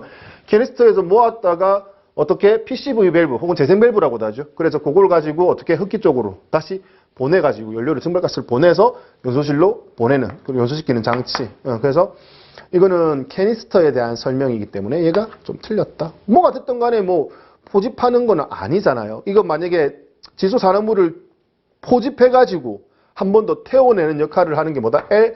LNT라는 녀석이 따로 있잖아요. 디젤 엔진에서 주로 많이 쓰는 거. 그래서 요거하고는 좀 거리가 멀다. EGR 장치하고는요. 자, 질소산화물의 배출을 감소시키기 위한 장치. 맞습니다. EGR. 그래서 답을 3번으로 고르시면 되겠습니다. 자, 그 다음에 전자제 엔진입니다. 흡입 공기량을 측정을 하는데 출력이 전기 펄스. 전기 펄스는 모르겠는데 이건 알겠네. 디지털이에요. 디지털. 디지털 신호인 것을 골라라. 그럼 우리 기본서에 있는 내용입니다. 보시면은 뭐예요? 이렇게 칼만 와류 방식에서 자, 이렇게 삼각형의 기둥을 세워 놓습니다. 흡입 라인에. 그러면 공기가 들어오다가 이렇게 뚝 떨어진 부분에서 뭐가 발생된다? 이렇게 와류가 발생이 된다더라. 그래서 이 와류를 측정하기 위해서 초음파 발신기와 수신기를 두고 어떻게 이 와류의 정도를 뭘로 이렇게 주기로 그러니까 얘기했던 것처럼 공기량이 적을 때는 좀 주기가 좀 길게 나오다가 공기량이 많을 때도 된다 좀 짧게 붙어서 나오는 방식으로 이게 디지털이지 않습니까? 그래서 온 오프 이런 식으로 나오는 게 디지털 파형이다 이렇게 보시면 되겠습니다. 나머지 우리 뭐 기본서에 나와 있으니 뭐 배인식 그죠? 배인식은 우리 일반적으로 그 포텐쇼미터라고 하는 위치가 바뀌었을 때 저항이 바뀌는 녀석을 쓰는 거잖아요. 그래서 그 포텐쇼미터 쓰는 뭐 TPS 뭐 이런 것과 같은 출력값이라고 보시면 되겠습니다. 그래서 이런 개념 선형적으로 움직이죠. 이렇게 전압치가 높아지는 이런 식으로 움직이게 되고요. 핫와이어, 열선식, 맵 센서 방식 전부 다 뭐다 우리 기본서에 나와 있으니까 그 아날로그로 나와 있는 파형 한 번 더 눈으로 확인을 좀 해주시면 좋을 것 같아요. 자, 그 다음에 연료 증발 가스 제어 장치의 중력 밸브라는 녀석이 있습니다. 자, 중력 밸브는 어디에 있느냐? 여기 있습니다. 중력 밸브는 여기 있어가지고 이제 액체상의 연료가 어떻게 뭐 기울어진다든지 아니면 연료가 들어올 때 바로 어떻게 한다? 캐니스터로 넘어가는 것을 막기 위해서 쓰는 것이 뭐다? 중력 밸브입니다. 그래서 선지에서는 뭐가 2번이 정답이 되겠죠. 액상의 연료가 캐니스터로 유입되는 것을 막아준다가 뭐야? 중력 밸브가 하는 역할이다라고 보시면 되겠습니다. 자, 그 다음에 이제 1번 선지에 보시면 재생 밸브 작동 중에, 즉 무슨 말이야? 이 재생 밸브, PCV 밸브, 퍼지 컨트롤 솔레놀 밸브, PCSV라고 얘기할 수 있습니다. 이 CU의 제어에 의해서 얘가 작동이 되게 되면 어떻게 된다? 여기 연료 증발 가스죠. HC가 포집이 되었다가 어디로 갑니다? 어디로 갑니까? 흡기 쪽으로 간다는 얘기죠. 그럼 어떻게 된다? 여기 압력이 낮아질 수 있다는 얘기예요. 이렇게 빨려 들어가게 되니까. 그죠? 이렇게 빨려 들어가면 압력이 낮아질 때 어떻게 된다? 여기 있는 셧 오프 밸브가 작동이 돼서 낮아진 압력을 어떻게 보상해 줄 수 있어야 된다라는 개념인 겁니다. 그래서 캐니스터에 부압이 걸리지 않도록 공기를 유입시키는 밸브, 셧 오프 밸브, 뭐에 대해서 1번 선지에 대한 설명이다. 이렇게 보시면 되겠습니다. 자, 3번 선지 보시면은 캐니스터에 포집된 연료 증발 가스를 어떻게 한다? 흡입 라인으로 흐를 수 있게끔 해준다. 요거잖아요. 재생 밸브. 포집된 것을 흡입 라인으로 보내줄 수 있게끔 해준다. 재생 밸브. 그리고 체크 밸브도 두고 있네요. 체크 밸브는 뭐 때문에 요렇게는 가지만 요렇게는 오지 못하게끔 막아준다라는 개념의 밸브도 같이 좀 포함되어 있으니까 챙겨보시면 좋을 것 같아요. 자, 보상 탱크에 모여진 연료를, 자, 여기잖아요. 여기서 보상 탱크에 모여진 연료를, 여기, 주요 보상 탱크, 보상 탱크에 작동 보상 여기입니다. 죄송합니다. 그림이 좀 애매하게 돼 있어가지고. 자, 작동 보상 탱크에 만약에 여기에 연료가 모여져 있어. 그럼 어떻게? 환기 라인을 통해서 환기 밸브를 통해 가지고 들어간다. 얘가 캐니스터로 들어갈 수 있다라는 개념인 겁니다. 그래서 보상 탱크에 모여진 연료를 환기 통로를 통해 캐니스터 쪽으로 보내는 역할을 한다. 이건 누가? 환기 밸브가 하는 역할이다. 이렇게 보시면 되겠네요. 그래서 문제에서 뭐 요구하는 것은 지금 중력 밸브에 관련된 이야기니까 뭐 답은 어렵지 않게 2번으로 찾으실 수 있다. 이렇게 보시면 되겠습니다. 자, 그 다음에 이제 제너 다이오드를 사용하여 구성된 회로로 만든 것이 뭐냐라고 물어보는 겁니다. 우리 이거 교류 발전기 할 때 얘기했던 부분인 거죠. 제너 다이오드 여기 있어요. 그래서 만약에 여기서 충분한 전기가 만들어지는 거예요. 스테이터에서 삼상의 스테이터에서 전기가 충분히 만들어져서 B단자를 통해서 배터리가 충전이 다 됐어요. 배터리 충전 다 되고 내가 부하 받는 곳에 전기를 공급하고도 남아. 그러면 이제 어떻게 한다? 과충전을 하면 안 되겠죠. 그래서 이렇게 완전 충전된 상태고 충분히 부하가 걸리지 않고 이럴 때는 어떻게 된다? 요 라인에 어떻게 제너 다이오드 브레이크 다운 전압 이상으로 걸리게 된다. 그러면 브레이크 다운 전압 이상이기 때문에 제너 다이오드 역방향으로도 전류가 흐를 수 있다. 여기서 흘러가는 라인에서 어떻게 TR2번을 활성화시키게 되고 이게 뭐 NPN형 트랜지스터이니 TR2번이 활성화되면 이쪽으로 컬렉터 전류 다 흘러가면서 TR1번에 흘러가던 베이스 전류죠. 베이스에서 이미터로 흘러가는 전류가 거의 줄어들게 되고 이쪽으로 다 메인이 다 흘러가게 된다. 자, TR1번이 활성화되지 않으면 이쪽으로 들어가는 컬렉터 전류도 같이 끊어지게 되고 이 컬렉터 전류 연결된 라인이 뭔데? 로터에 흘러가는 전류를 제한하는 거죠. 그러면은 로터 감아놓은 그 코일에 전류가 흘러가지 않기 때문에 로터는 그냥 뭐예요? 그냥 쇠뭉치인 거죠. 자적이 되면서 코일 주변을 돌아야지만 전기가 만들어지는데 쇠뭉치가 된 상태에서 아무리 돌아봐도 어떻게 된다? 스테이트에서는 더 이상 전기가 만들어지지 않는다. 그래서 이쪽에서는 더 이상 이제 충전이 되지 않게 된다라는 개념인 겁니다. 그럼 결론적으로 어떻게 하겠다는 얘기야? 일정한 정전압으로 충전하기 위한 회로에 사용하겠다라는 개념으로 이해하시면 되겠습니다. 그거죠. 자, 그 다음에 단위에 대한 설명으로 옳은 것을 고르라고 했습니다. 자, 우리 1마력 얘기 많이 했잖아요. 1마력은 얼마인데? 75kg 메타 퍼 세크라고 해야지 맞는 내용인 거죠. 그리고 1줄이 0.24kcal다. 요거 이제 맞는 표현인 거고요. 자, 1kW는 얼마다? 약 102kg 메타 퍼 세크의 일률이다. 그래서 요거 좀 수정해 줄 필요가 있다라는 겁니다. 우리 요거를 우리 마력으로 바꾸고, 그죠? 와트를 마력으로 바꾸고, 요걸 또 그 마력으로 바꾸는 것도 연습했잖아요. 근데 우리 이거 두 개의 직접적인 상관관계에 대한 얘기를 안 했는데, 이거 두 개의 직접적인 상관관계는 1kW는 얼마다? 102kg 메타 퍼 세크다. 요런 부분 있죠. 요것도 하나 좀 챙겨주시면 좋을 것 같아요.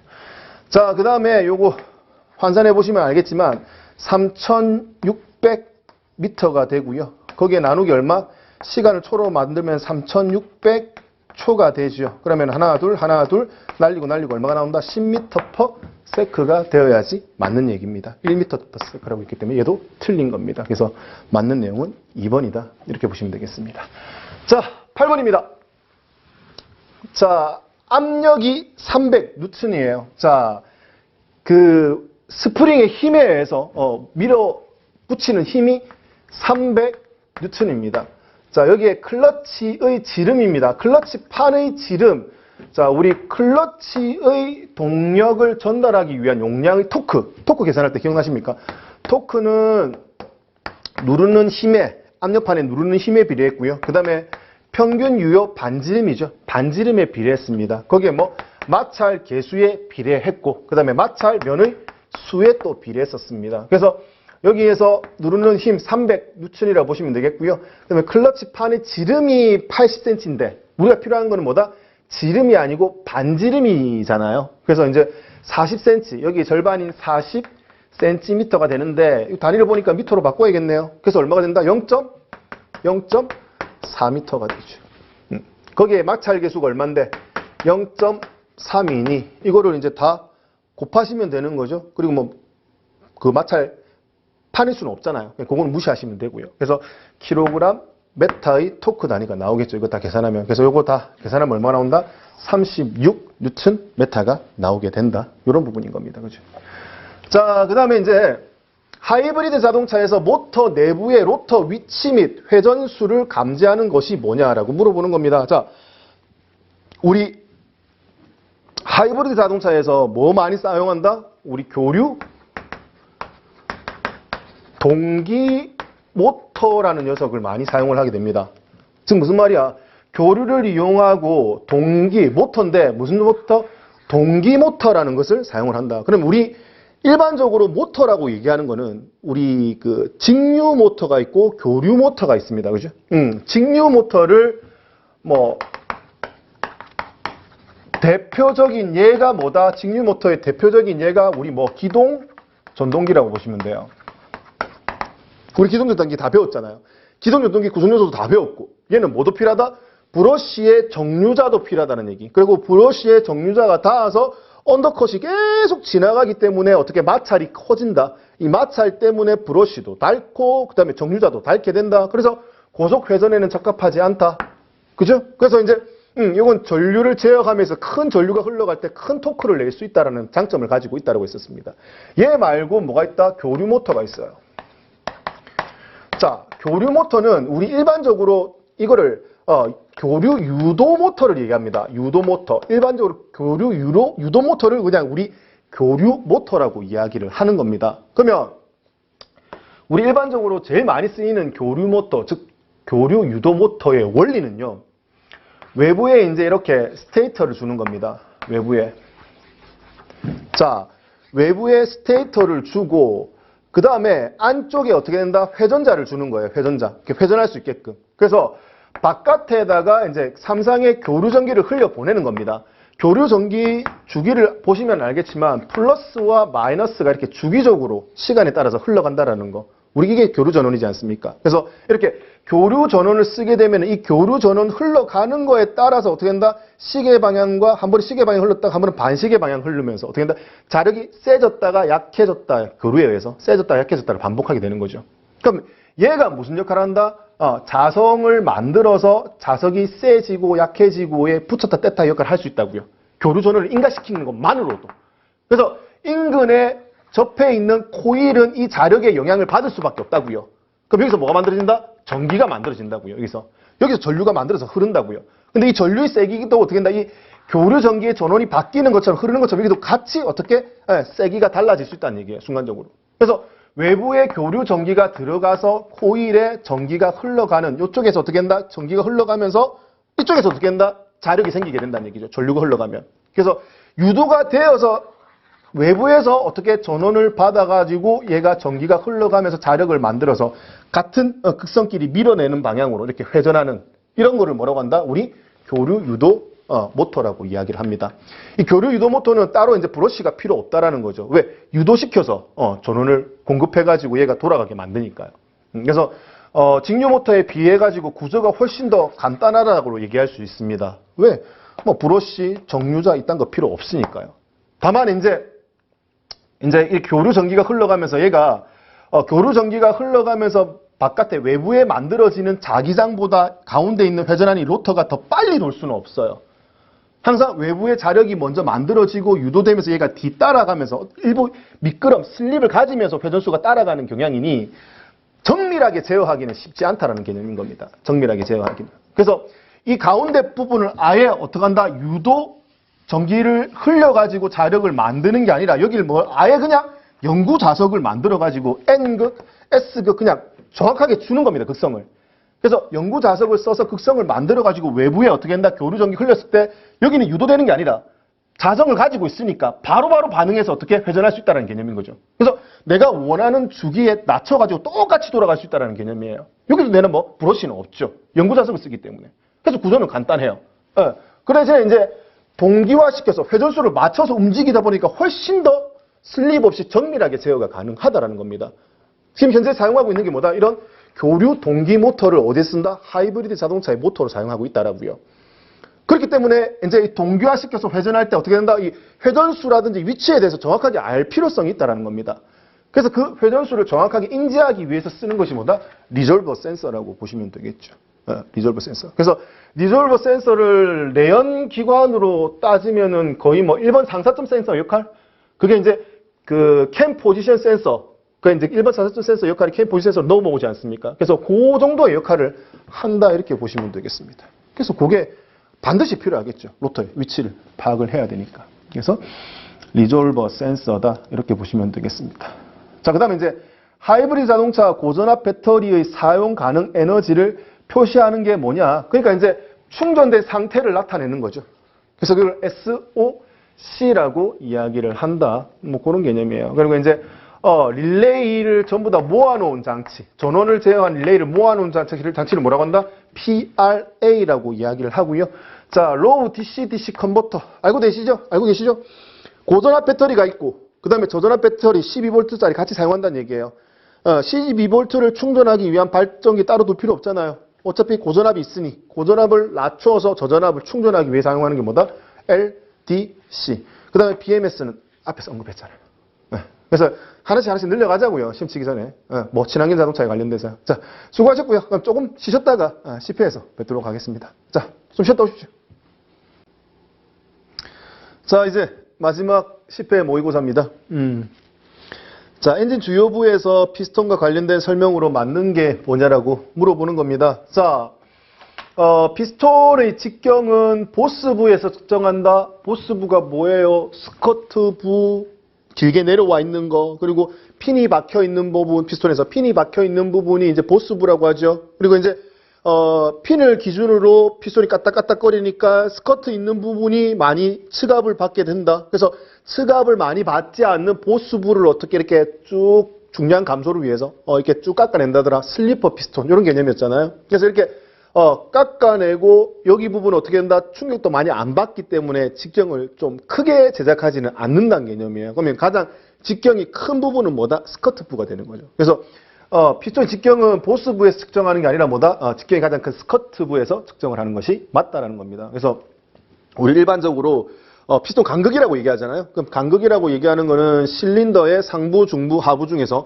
상부에서 가장 마모가 심할 것이고요. 피스톤에서는 이제 아까 얘기했던 것처럼 이제 그 보스부죠, 보스부. 이 보스부가 가장 이렇게 직경이 크니까 피스톤 일반적으로 분해해가지고 실린더에 거꾸로 집어 넣어서 그 사이 간극을 측정을 해서 이걸 피스톤 간극으로 일반적으로 많이 사용을 합니다. 그래서 이 피스톤 간극이 크게 되면은 이렇게 슬랩 현상, 까딱까딱거리는 현상이 많아지게 되고요. 피스톤 간격이 규정보다 작게 되면은 어떻게 된다? 열팽창 했을 때 꽉 끼어가지고 소결 타붙음 현상이 일어날 수 있다는 개념인 겁니다. 그래서 피스톤의 직경은 보스부에서 하는 것이 아니라 스커트부에서 해야 된다라고 해야 맞는 얘기겠고요. 자, 피스톤 링은 고온에서 어떻게 된다? 고온이 되더라도 탄성을 유지할 수 있어야 된다. 자기가 가지고 있는 이렇게 잘 펴지려고 하는 성질, 그거는 그대로 유지할 수 있어야 되죠. 고온이 됐다 성치더라도. 고온이 됐다고 이렇게 뭐 잘 안 펴지고 눌러진 상태에서 멈춰져 있다. 열 변형이 일어난다. 이러면 어떻게 된다? 뭐 블로바이 가스 압축할 때 새어 나가지 않게끔 유지하기 힘들다라는 겁니다. 그래서 고온에서도 탄성을 유지할 수 있어야 되죠. 자, 전부동식이에요. 전부동식 같은 경우는 전체적으로 그냥 핀이 마음대로 우리 전체적으로 떠서 움직일 수 있다는 개념이니까 마음대로 움직일 수 있어요. 그러면 어떻게 양 끝에 어떻게 한다? 스냅링이라고 해서 빠지지 않게끔만 해주는 거죠. 링을 걸어가지고 그냥 마음대로 회전하고 움직일 수 있다는 개념인 거죠. 그래서 클램프가 아니라 스냅링으로 들어가줘야 된다는 겁니다. 피스톤 간격이 작으면이 아니라 크면은 이렇게 까딱까딱 슬랩 현상 발생될 수 있다. 그래서 답을 2번으로 보시면 되겠습니다. 자, 요소수라 불리는 액체를 요즘 많이 집어넣죠. 뭐 배출가스가 디젤 차량, 뭐 배기가스 5등급 엄청나게 낮은 그리고 그 매연을 많이 내보내는 차량 뭐 운행을 못하게 하는 경우도 많지 않습니까? 지금 뭐 벌금도 물리게 되고요. 그래서 그런 부분을 최대한 줄이기 위해서 뭐 DPF라든지 그렇죠. 그리고 이제 질소 산화물 EGR만으로 안 돼. EGR만으로 안 되니까 선택적 촉매 장치, 선택적 촉매 환원 장치, SCR 장치. 네, 이런 거죠. 거기에는 뭘 집어넣어야 된다? 요소수라는 것을 집어넣는 거죠. 그래서 요소수를 집어넣어서 배기가스 뜨거운 데다가 인젝션 뿌려내는 거죠. 요소수를 뿌리면은 이게 열 반응해서 얘가 뭘로 바뀐다? 암모니아로 바뀌게 되죠. 이 암모니아로 바뀌어서 질소 산화물 NOx를 모아 질소와 산소를 떼내서 질소와 산소로 바꾸게 된다. 그래서 무해하게 만들어서 대기 중에 내보낸다. 그래서 선택적 촉매 환원 장치 SCR을 답으로 선택하시면 되겠고요. 자, 이제 배기량이 이만큼 크지 않는 거예요. 큰 차량에는 이렇게 SCR 장치를 쓰지만 배기량이 좀 비교적 작은 차량에 SCR 장치까지는 좀 부담스러워. 워낙 고가고 그다음에 유지비가 계속 들어가줘야 되기 때문에. 그래서 그거보다 조금 작을 때 어떻게 질소 산화물만 따로 모아가지고 한 번 더 태워내겠다는 개념. 그 개념으로 쓰는 게 뭐다? LNT 혹은 뭐 NSC라고 표현했던 부분인 거죠. 그리고 이제 DPF, CPF 같은 경우는 입자상 물질 PM입니다. 얘를 어떻게 모아가지고 일시적으로 한 번씩 태워내는 그런 원리로 PM을 줄이겠다라는 개념인 거죠. EGR을 많이 얘기를 했으니까. 요소수는 뭐다? SCR이다. 자, 그 다음 디젤이죠, 디젤. 엔진의 회전 속도나 부하 변동에 따라 자동적으로 분사량을 가감해서 운전이 안정되게 하는 장치로 만든 게 뭐냐라고 물어보는 겁니다. 회전수가 빠르면 어떻게 된다? 원심추가 어떻게 그 회전수의 원심력에 의해서 바깥으로 벌어질 거예요. 이렇게 추가 이렇게 벌어지면은 어떻게 한다? 이 추가 벌어짐에 따라서 어떻게 제어렉이 움직이게끔 만드는 거죠. 그죠?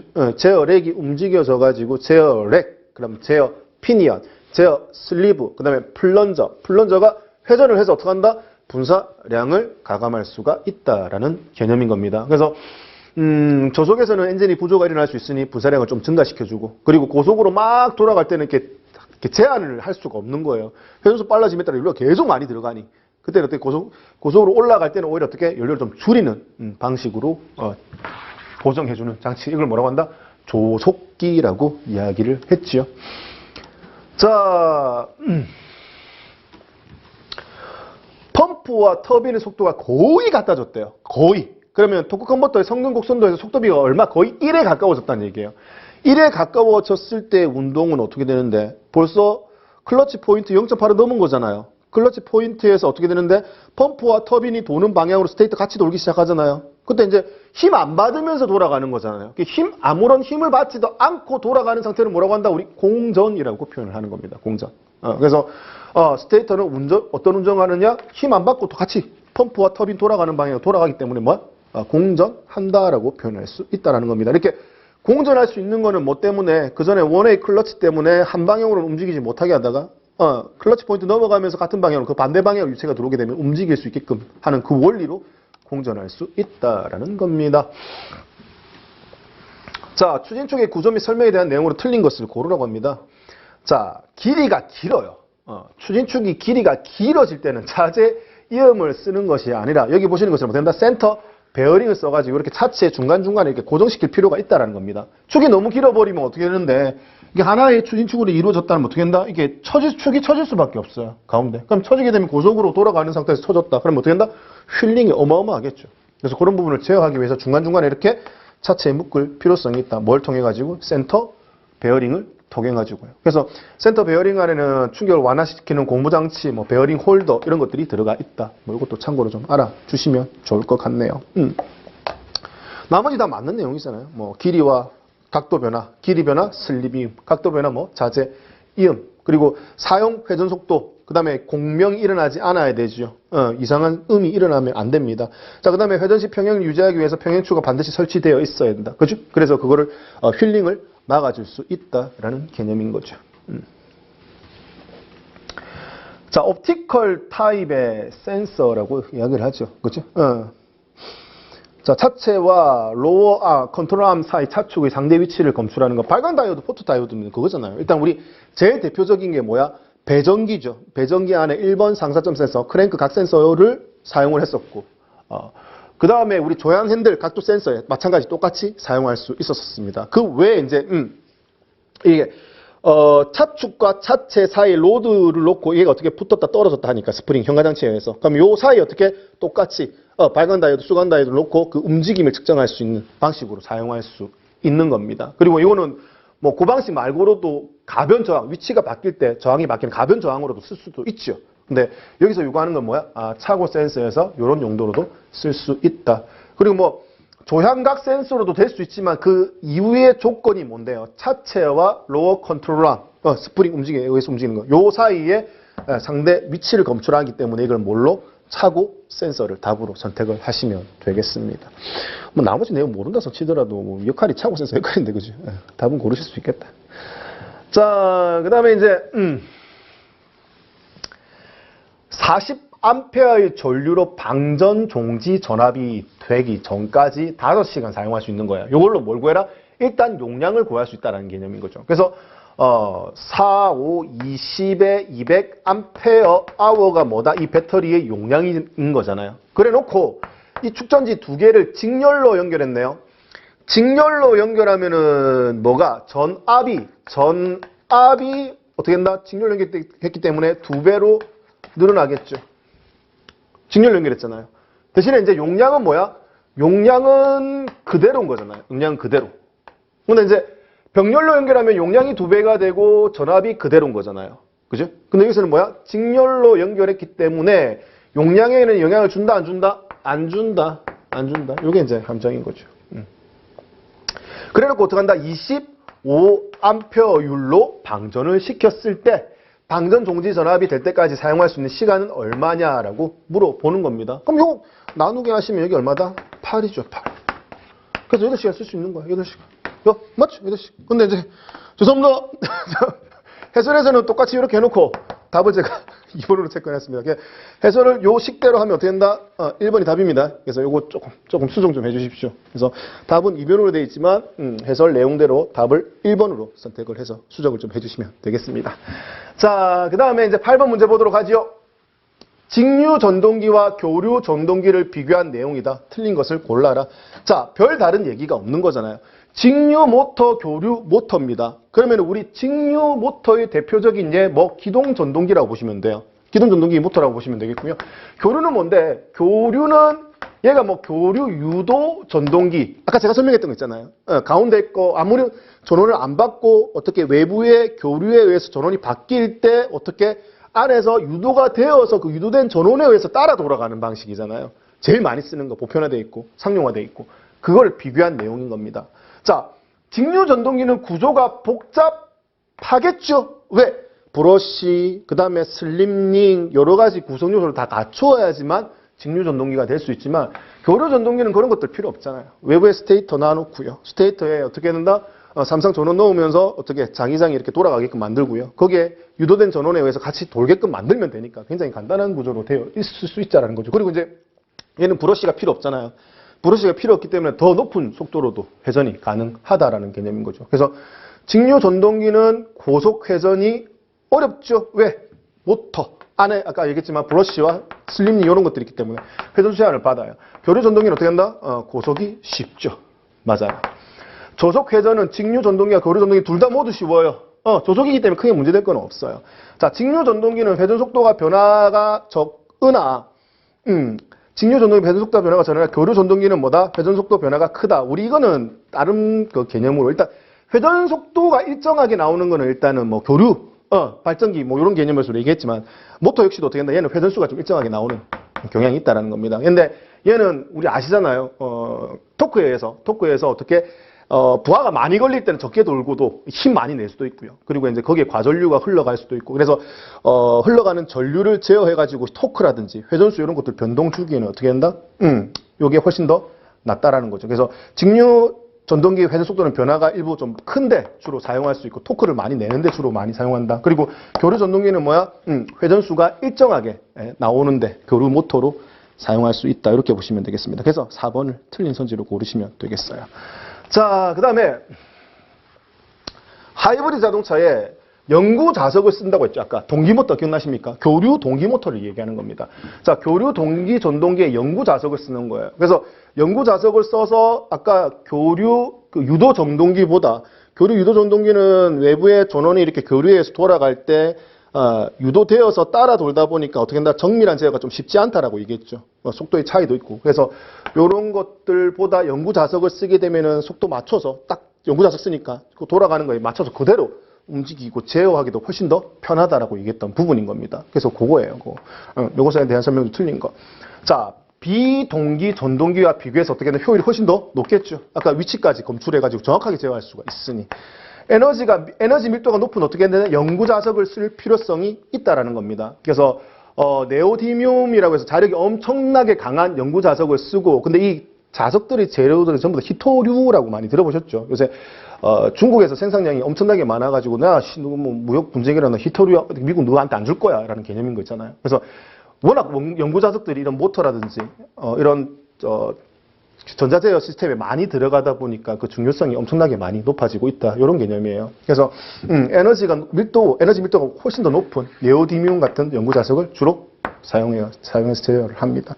자, 대용량의 브러쉬와 정류자, 이거 안 쓰자고 하는 얘기잖아요. 그죠? 브러쉬와 정류자 필요 없어요. 자, 전자 스위칭 회로를 이용해서 특성에 맞게 어떻게 전동기를 어떻게 이렇게 제어할 수 있다는 얘기죠. 속도 내가 원하는 대로 외부에 교류 전원을 넣어가지고 얼마만큼 속도로 돌리느냐에 따라서 안에서 똑같이 동기화시켜서 돌릴 수 있으니까 이런 스위칭 회로를 통해서 특성에 맞게 제어할 수가 있습니다. 그래서 답을 3번으로 고르시면 되겠고요. 자, 하드 방식 하이브리드 전기 자동차에 작동해서 구동 모터, 이것도 매나 교류 동기 모터입니다. 교류 동기 모터 주로 많이 쓰니까 대부분 다 국내 기준으로 보시면 돼요. 뭐 다른 모터를 쓰는 하이브리드 자동차도 있지만 국내에서는 뭐 현대 기아에서 거의 독보적으로 뭐 교류 동기 모터를 쓰고 있으니 그런 개념으로 이해를 해두시면 되겠습니다. 자, 구동 모터로만으로도 주행이 가능하죠. 조금 더 좀 자세히 풀 필요성이 있어요. 그래서 얘 같은 경우는 전기차 전용 모드가 있다는 얘기죠. 하드형이기 때문에. 그래서 구동 모터로만으로도 주행이 가능하죠. 일반 차량을 처음 출발시킬 때, 토크가 좀 많이 필요할 때, 저속 구간에 이럴 때 어떻게 한다? 모터로만 구동 가능하죠. 고에너지 영구 자석을 사용하여 교환 시 리졸버 보정을 해야 된다. 아까 얘기했지만 영구 자석이 어떤 위치를 검출하기 위해서 리졸버 센서가 들어간다고 했잖아요. 만약에 모터에 문제가 생겨서 어떻게 한다? 가운데 로터를 회전하는 거예요. 교환하는 거예요. 그럼 로터 교환했을 때 어떻게 한다? 위치를 검출할 수 있는 리졸버 센서, 야, 0점 잡아. 라고 인지를 시켜줘야겠죠. 뭐 그런 개념이죠. 자, 구동 모터는 제동 및 감속 시 회생 제동을 통해 고전압 배터리를 충전하다. 대부분 뭐 하이브리드 자동차는 구동 모터가 또 무슨 역할도 한다? 발전기 역할도 같이 수행할 수 있다라는 개념인 거죠. 생각해봐요. 내리막에서 어떻게 되는데 바퀴에 의해서 로터가 도는 거잖아요. 모터일 때는 아까 동기 모터의 개념으로 바깥에 교류를 만들어서 이렇게 회전을 시키게 되면 이렇게 동기화시켜서 같이 돈댔잖아요. 마찬가지 개념으로 내리막에서는 어떻게 되는데 안에 바퀴 회전해서 로터가 회전하잖아요. 그럼 로터 영구 자석을 돌렸을 때 밖에서 어떻게 된다? 전기가 만들어질 수 있는 거잖아요. 그런 개념이에요. 그래서 이거를 회생 제동이라고 표현을 하는 거고, 그건 당연히 할 수 있다는 개념이고. 자, 교류 동기 모터를 사용하여 삼상이에요. 삼상의 이름 알고 계십시다. 그래서 U 꺾어졌어. V 그다음 어떻게 된다? 두 개. 그래서 U, V, W 부드러웠다가 날카졌다가 완전 날카로워졌다가 그죠? 이렇게 삼상 이렇게 정리를 해두시면 되겠습니다. 그래서 4번이 이 삼상의 단자 종류가 틀렸으니까 4번을 답으로 선택하시면 되겠습니다. 자, 여기까지 해서 10회 모의고사까지 전부 다 마무리가 되었습니다. 자, 이번 모의고사 자동차 구조 원리는 대부분 다 신기술과 그 다음에 친환경 자동차에 포커스를 좀 많이 맞췄습니다. 그래서 기본서를 학습하시다가 이제 기본서 학습한 부분에 대해서 복습해야지라고 이제 했던 그런 마음을 먹고 들어오신 분들한테 진짜 엄청나게 버거우실 수 있어요. 근데 이제 제가 작년에 너무 이렇게 기억이 생생하거든요. 시험 치고 나오셔가지고 전부 다 멘탈이 나가신 거. 왜? 신기술과 관련된 문제들이 너무 많이 나왔고요.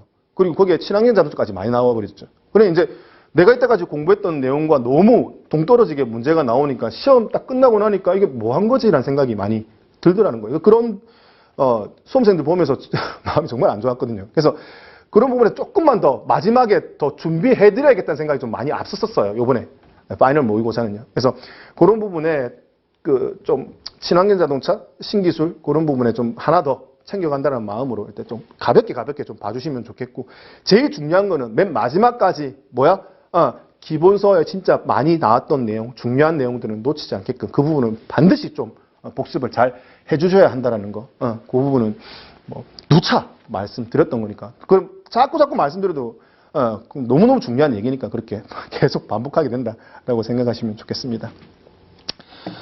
자, 시험 이제 얼마 안 남았다, 그죠? 시험 치러 가시게 되면 이제 어떨지 그 기분을 제가 알아요. 시험장에 갔을 때 그 느낌을요.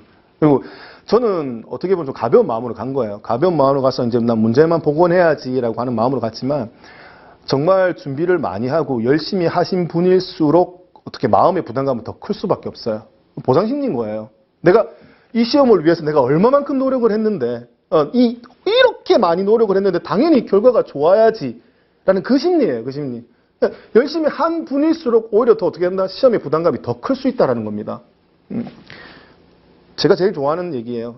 꽃이 있어요. 꽃이 있는데 똑같은 상황에서 꽃을 보는 거예요. 그 꽃을 보고도 꽃이 이쁘다. 꽃이 너무 좋다. 라고 얘기하시는 분도 있고요. 나 기분도 좀 꿀꿀하고 정말 기분도 나쁜데 뭐야? 냄새도 별로 안 좋고 이런 부정적인 생각. 그러니까 꽃을 봤을 때 긍정적인 생각, 부정적인 생각 뭐라고 생각하세요? 긍정적인 생각하는 게 좋다? 부정적인 생각하면 안 좋다? 그게 아니에요. 그냥 꽃은 꽃이에요. 그냥 긍정적인 생각과 부정적인 생각조차도 뭐야? 그냥 아닌 생각이에요. 그냥 꽃은 꽃 그대로 볼 수 있었으면 좋겠다는 개념이에요. 여러분 시험 보실 때요. 시험 보실 때 시험은 시험이에요. 내가 시험을 준비를 덜 해가지고 이거 시험 잘 볼 수 있을까? 그런 마음도 일으키지 말고요. 내가 정말 열심히 했는데 나 이번에 시험 안 되면 어떡하지? 그런 마음도 일으키지 마세요. 그냥 시험이에요. 그냥 보셨을 때 문제 보고 답 보고 그냥 시험에 집중해서 그거 하나만 시험만 바라보세요. 그리고 부담 없이 그냥 최대한 마음 편하게 그게 오히려 효율 높게 해서 시험 잘 칠 수 있는 방법 중에 하나입니다.